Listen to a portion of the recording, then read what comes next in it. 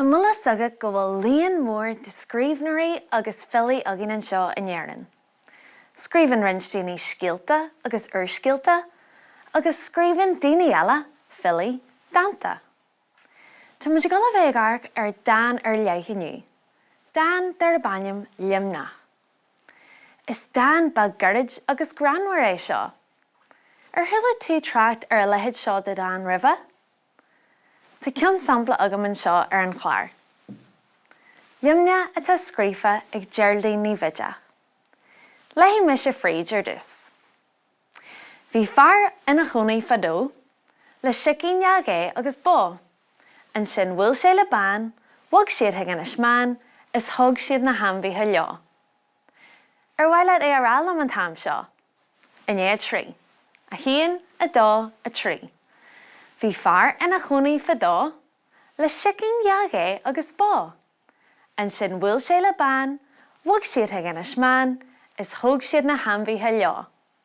Anna bhaid. Anois, tá gréithe ar leith ag buint le limneach. Seo iad an seo. Ar dus bíonn limneach greannmhar de gra.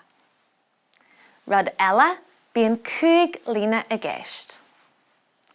Gré eile atá an ná go mbíonn idir 8 agus 10 sile sa chéad, dara agus sa 5 líne de gra. Chomh maith sin bíonn idir 4 agus 6 sile sa 3 agus sa 4 líne.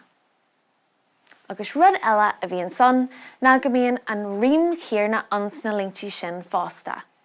An rím chéarna an sa chéad, dara agus sa 5 líne, agus an sin an rím chéarna an sa 3 agus sa 4 líne. Rud eile a bhíonn an le limneach de gra ná go mbíonn 5 an ag an duine sa chéad agus sa dara líne, agus fan am a héanmuid ag an 5 líne bíonn an aib réitithe acu. Nis, arcimid amol na gréithe seo le feiceáil in san limneach a bhí agin ribhe sin. Greannmhar. Well, bhí fearr ina chonaí fadó le sicín neagé agus bó, sin cuidmhór anmhíthe, is léir go bhfuil sé get de greannmhar. Cad faoi 5 líne? Amol 5 líne an? Johnny muid seic. Híon, dó, 3, 4, 5. Tá 5 líne an. Gré ibre a 3. Tá idir 8 is 10 sile sa chéad, dara agus sa 5 líne. Sa chéad líne. Bhí fearr ina chonaí fadó. 8 sile. Johnny muid seic ar an darna líne. Le sicín neagé agus bó. 8 sile arís. Cad faoin 5 líne? Is thug siad na hambíthe leo. 8 sile ar uas. Cad faoi gré a 4? Idir 4 agus 6 sile sa 3 agus sa 4 líne. Fan go bhfeicimid. An sin bhfuil sé le bán. 6 sile, iontach. Cad faoin 4 líne? Bhag siad ag in ismeán. 6 sile arís ar uas.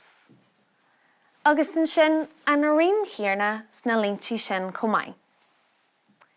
Amol an rím chéarna a gceist leis an chéad, dara agus an 5 líne? Fadó, bó, agus leo. Tá. Cad faoin 3 agus faoin 4 líne? Bán agus man. Janan sin rím fásta. Mar sin, tú go bhfuil na gréithe seo a le le feiceáil in san limneach.